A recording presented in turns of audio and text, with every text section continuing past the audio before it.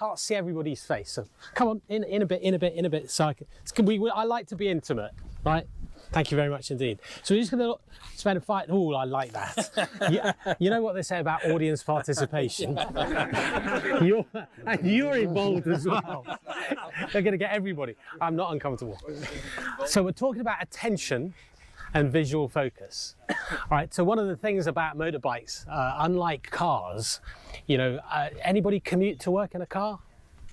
Anybody? Nobody commute to work in a car. You do, right? You in a van? Maybe, but there are, you know, you leave the house at 9 o'clock or 8:30 or whatever and you get to work. There can be whole parts of the journey when you've completely tuned out. You don't remember how you got through Guildford Town Centre or Leatherhead or whatever. And you can afford to do that in a car because you're an automatic pilot and the car largely drives itself. You can't do that on a bike, right? So maintaining that attention is vitally important. I've got a couple of quick questions. I'll see one example, Neil here. Who wears spectacles? Who wears glasses? Do you need to wear the glasses for riding? Yeah, so you wear them all the time? Yeah. Anybody had laser surgery? Laser surgery but still got glasses? It doesn't last that long. So I had laser surgery at 40. At 50, the muscles in your eyes are gone anyway, so you need glasses again. Right, so you can't have it done again, or? You can have lenses implanted. Yeah. Anybody had that? You've had that done? Yeah. Ordinary lenses or bifocals or? Multifocal. Right. So they're rather like the lens on a lighthouse. Right. And your brain decides which bit to look through. Right. Very clever. Yeah. It's an important thing to remember. We were talking a little bit. Yeah, by the way, I should have introduced my able assistant.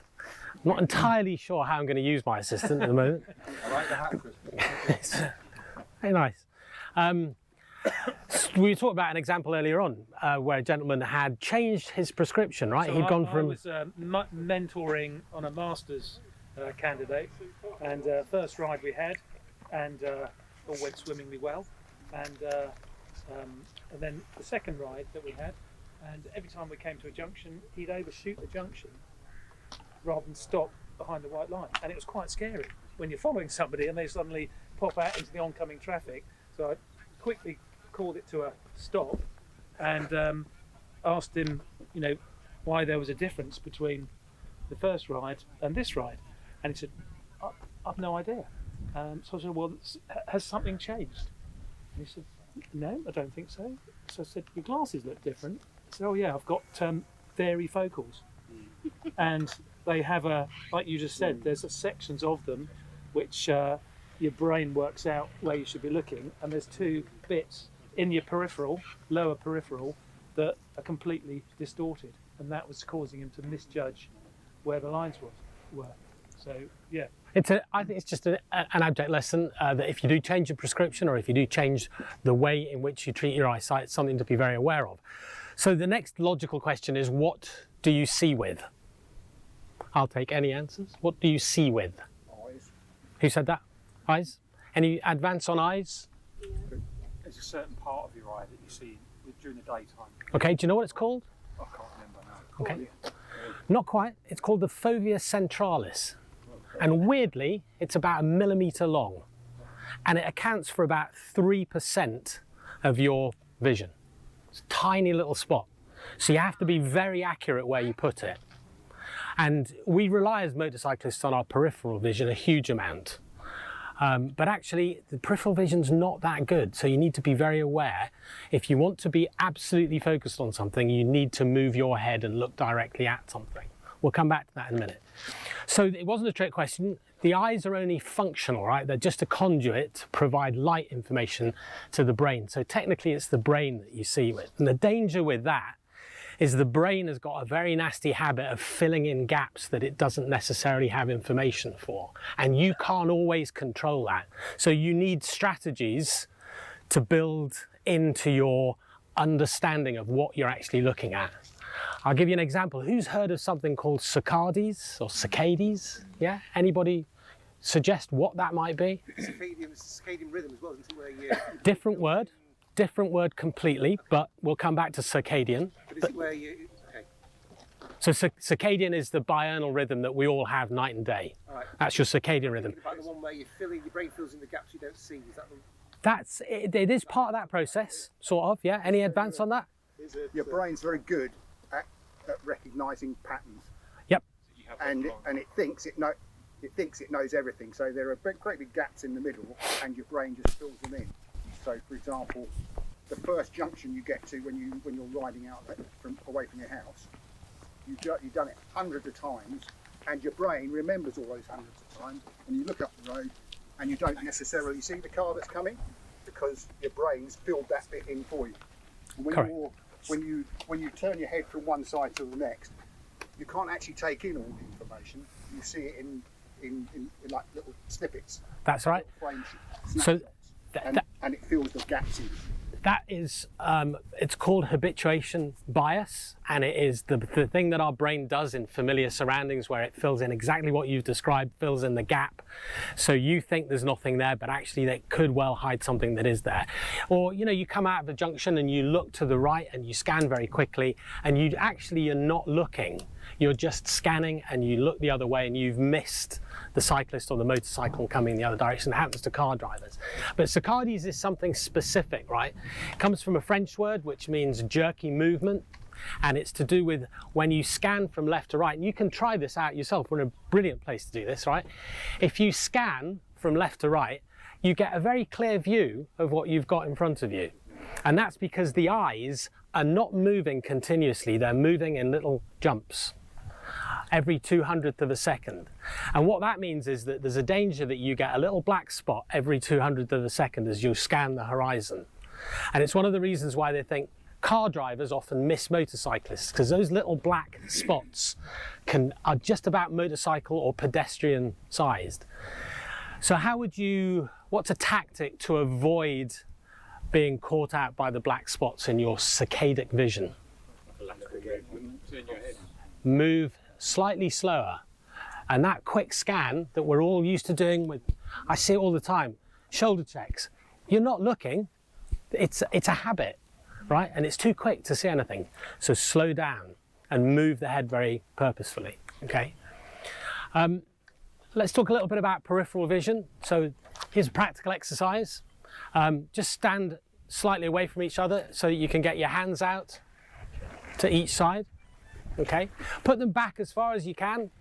I think I can say teeth out, tits in, or is it tits out, teeth in, whatever they sound. Because no, we do have. Sorry, apologies. It's all right. Suzanne didn't hear. That's fine. So bring your hands slightly forward until you can just see them in your peripheral vision. Okay, wiggle your fingers. When can you see the fingers? Right, that's the extent of your peripheral vision. Now, you all know that you've got 5 fingers, 4 fingers and a thumb, but you couldn't probably count the fingers, could you? You could just see them wiggling, but you probably couldn't see them.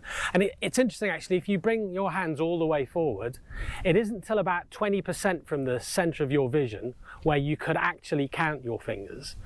It's an interesting exercise to do. You don't have to do it now, do it with a phone.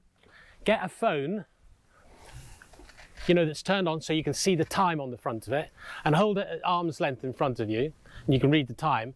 Just test how far it goes before you can't see the time. And it is incredibly short distance. So the key message here, if you think about saccades and you think about focus, is the need to move your head. Don't just rely on your eyesight scanning. You need to move your head. Make sense? Anybody ever heard, so there's a few things here that go with attention and visual focus, and one of them is Dangerous Instincts. Who read the Full Control article? Yep, can anybody quote? Anybody actually read it from cover to cover? Who did? Yeah? It's quite turgid, isn't it? It's a lot of very detailed information in it. They talk about something in there called Dangerous Instincts, right?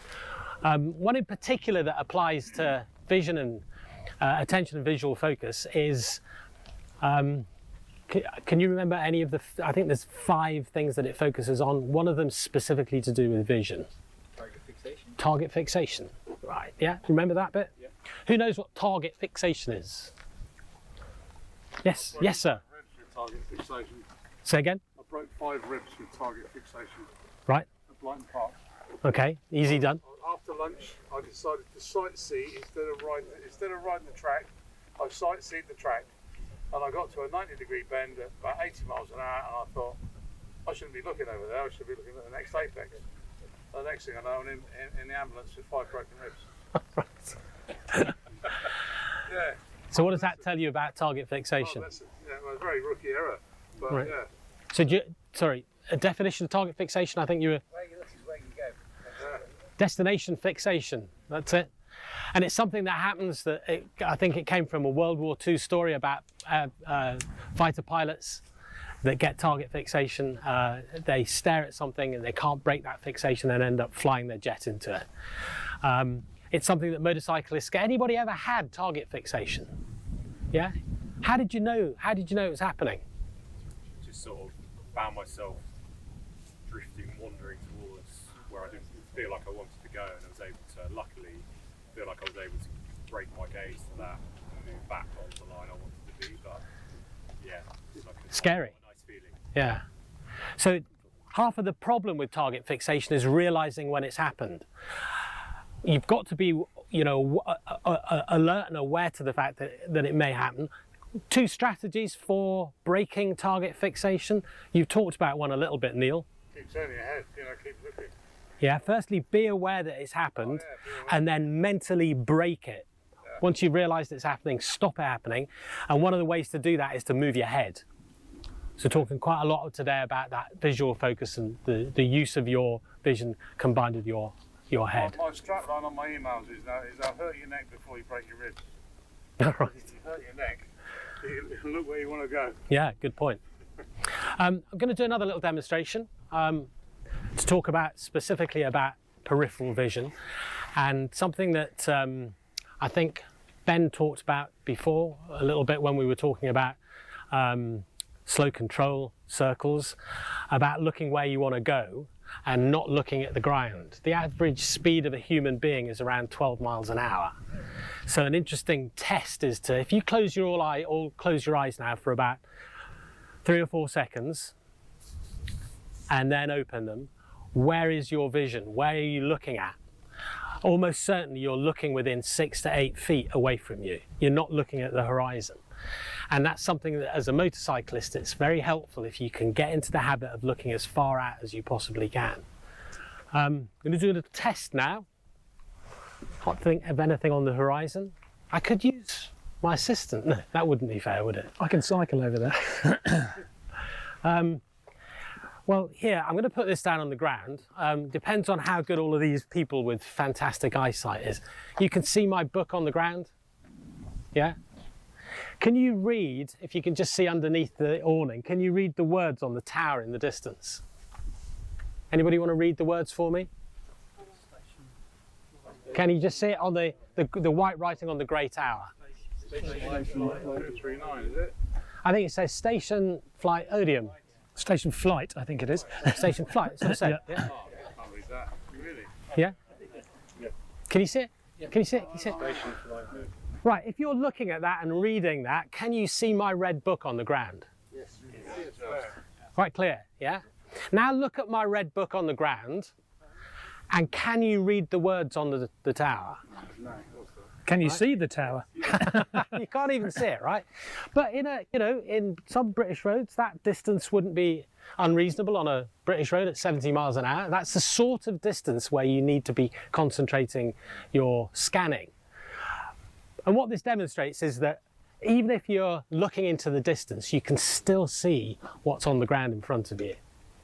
And it's an important lesson, especially when you're thinking about visual focus. That little 1 millimeter spot in the middle of your eye needs to be used as much as possible, from the distance to the foreground to the distance to the foreground all the time. Does that help? Interesting? Who's seen that before? Who hasn't been on this? You've seen it, but you've been on this course before, right? Right. Have I forgotten anything else? Don't think so. I think you've covered everything.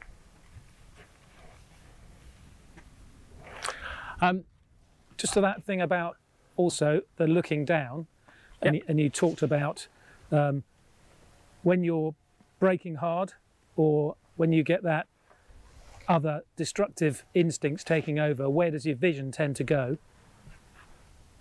Down. So, and when you're doing 40 miles an hour and you're looking at the flight sign, your impression of speed is Negligible. As soon as you look down, what happens to your awareness of speed?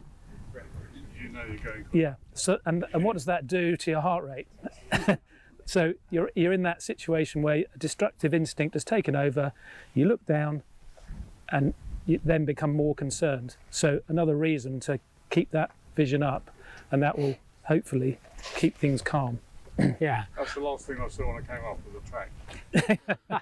Yeah. Who's still an associate? Hands up if you're an associate, right? So what we talked a little bit about before. I've lost your name badge, so I can't. Adrian's point about the brain filling in gaps. Something I always mention when you guys start this course is when you book your test, do not book it where you live. Book it somewhere else. Book it.